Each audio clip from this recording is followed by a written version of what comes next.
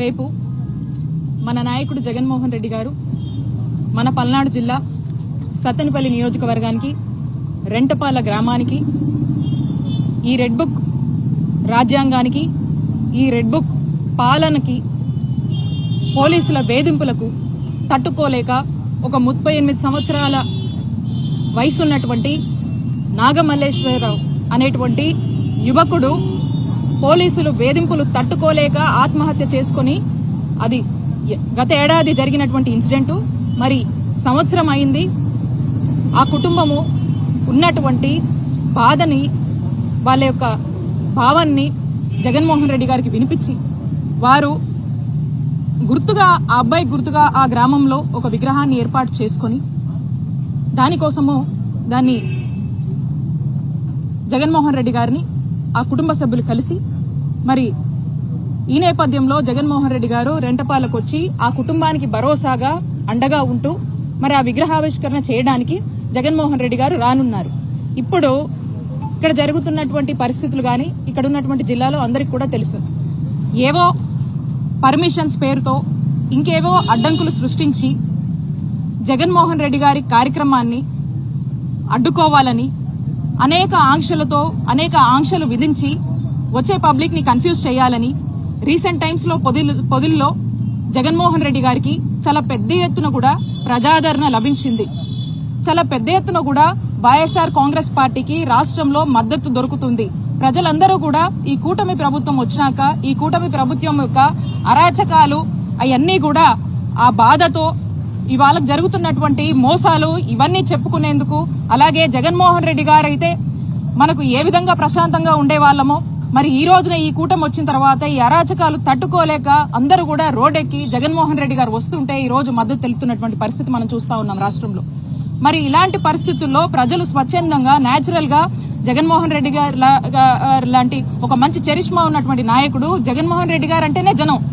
మరి ఆయన వస్తున్నాడు అంటేనే ఎవరు ఏమి ఆర్గనైజ్ చేయాల్సినటువంటి అవసరం లేదు, ఎవరు ఏం చెప్పాల్సినటువంటి అవసరం లేదు. న్యాచురల్ గా జనం అనేది ఈజ్ అ క్రౌడ్ పుల్లర్.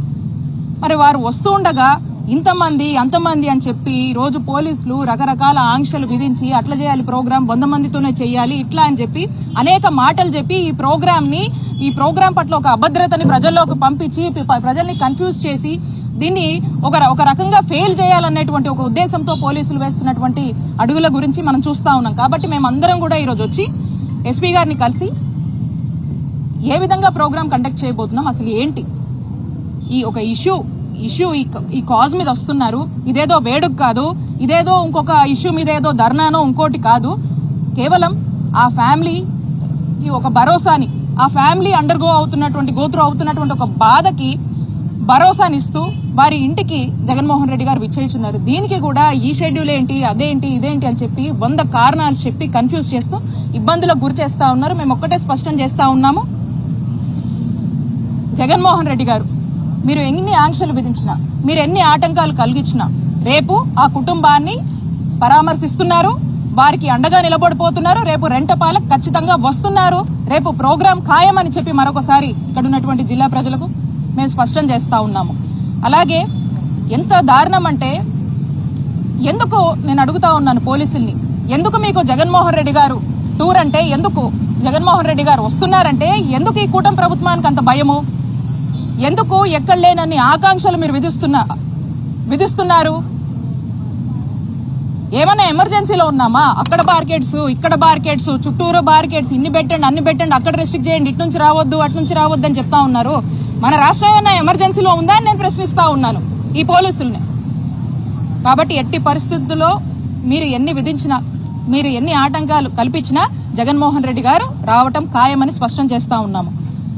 అలాగే మేము చూస్తా ఉన్నాము, ఈ ట్రావెల్స్ వాళ్ళకి ఫోన్ చేసి చెప్తున్నారంట, ఆటోలకు ఫోన్ చేసి చెప్తున్నారంట, లోకల్ గా ఎక్కడికక్కడ పోలీసులు గానీ వీళ్ళంతా కూడా మీరు పంపొద్దు, మీరు పెట్టొద్దు, మీరు గనక ఎవరన్నా మీ వెహికల్స్ యూజ్ చేసుకుంటే మిమ్మల్ని కేసులు పెడతాం, మీ వెహికల్స్ లాక్కెళ్తున్నామని ఈ విధమైనటువంటి భయభ్రాంతులకు కామన్ మ్యాన్ ఈ రోజు గురి చేస్తున్నారు. అంత అవసరం ఏముంది? ఎందుకు అంత భయం? అంటే కూటమి ప్రభుత్వము ఫెయిల్ అవుతుంది, జనాదరణ అనేది ఈ రోజు వైఎస్ఆర్ కాంగ్రెస్ పార్టీకి నాయకుడు జగన్మోహన్ రెడ్డి గారికి పెరుగుతుంది. మీరు చేస్తున్నటువంటి అరాచక పాలనను తట్టుకోలేక ఈ రోజు జనం రోడ్డెక్కుతున్నారు.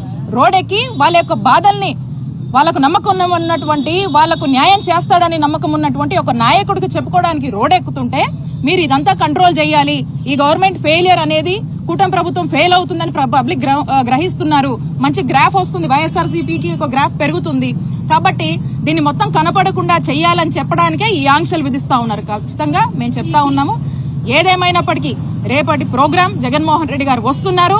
ఇదే కాదు, ఇదే కుటుంబానికి కాదు, ఇలా అన్యాయంగా ఇలా ఏ ఇబ్బందుల్లో ఉండి ఎవ్వరు బాధపడినా అలాంటి కుటుంబాలకు ఇక్కడే కాదు రాష్ట్రంలో ఎక్కడైనా కూడా మన నాయకుడు జగన్మోహన్ రెడ్డి గారు ఖచ్చితంగా వస్తారు, పరామర్శిస్తారు, ఆ కుటుంబాలను ఆదుకుంటారు, అండగా నిలబడుతున్నారని చెప్పి చెప్తున్నారు.